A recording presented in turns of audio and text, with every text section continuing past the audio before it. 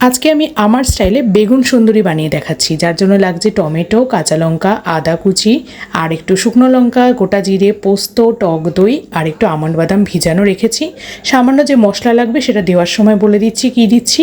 একটা পেস্ট বানিয়ে নিয়েছি, যেটার মধ্যে আমি অ্যাড করেছি টমেটো, কাঁচা লঙ্কা, আদা, পোস্ত, আমন্ড বাদাম খোসা ছাড়িয়ে দিয়েছি, আর এগুলোতে কোনো জল না অ্যাড করে একটা থিক পেস্ট বানিয়ে নিয়েছি। এবার বেগুনগুলোকে 4 ফালি করে লম্বা লম্বি করে কেটে নেব। চেষ্টা করবে বেগুনের ডাঁটটাকে রেখে দেওয়ার, তাহলে দেখতে ভালো লাগে। এবার এর মধ্যে একটু লবণ আর হলুদ মাখিয়ে নেব।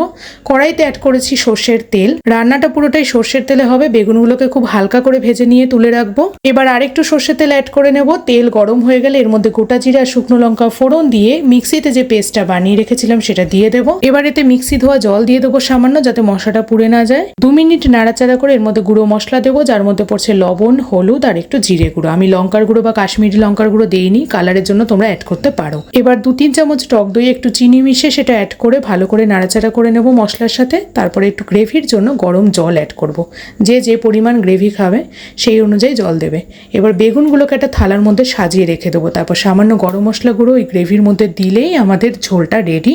সেটাকে বেগুনের ওপর দিয়ে দেবো। সামান্য লঙ্কা চিড়ে দিয়ে দিলে স্বাদটা আরও বাড়বে। আমার বেগুন সুন্দরী আমার স্টাইলে রেডি।